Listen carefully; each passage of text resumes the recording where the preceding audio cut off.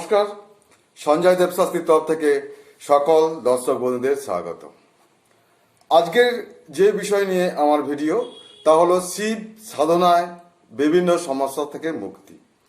আপনি যদি শিব সাধনা করেন বা মহাদেবের সাধনা করেন, তার থেকে বিভিন্ন সমস্যার মুক্তি আপনি পাবেন।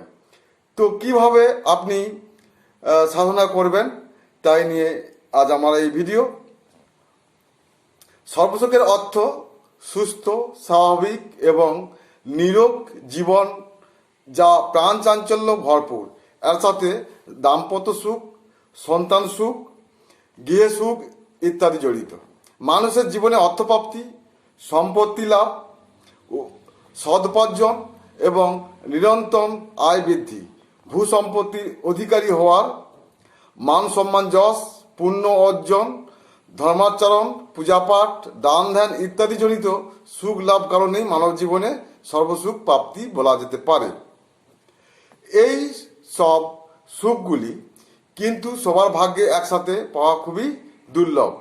তবে তার জীবনে সত্যিকারের সুখময় হয়ে ওঠে যে এই সকল পর্বেরই কিছু না কিছু সুখ ইহজীবনে একসঙ্গে লাভের অধিকারী হন।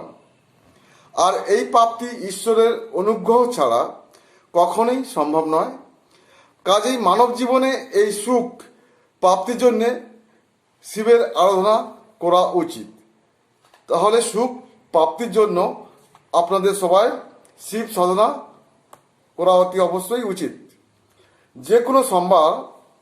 যে কোনো সোমবার দিন একটি নারকেল ফাটিয়ে তার জলটি নিয়ে তার সাথে অল্প মিশ্রি দিয়ে সেই মিশ্রণ শিবলিঙ্গের উপরে অর্পণ করলে তিনি অতি প্রসন্ন হয়ে থাকেন।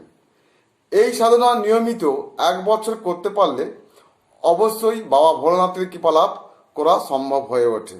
তাহলে কি বললাম, যে কোনো সোমবার দিন নারকেল ফাটিয়ে তার যে জল, মানে নারকেলের যে জল, সেই জল নিয়ে তাতে অল্প কিছু মিশ্রি মিশিয়ে সেই মিশ্রণটাকে শিবলিঙ্গের ওপরে অর্পণ করতে হবে।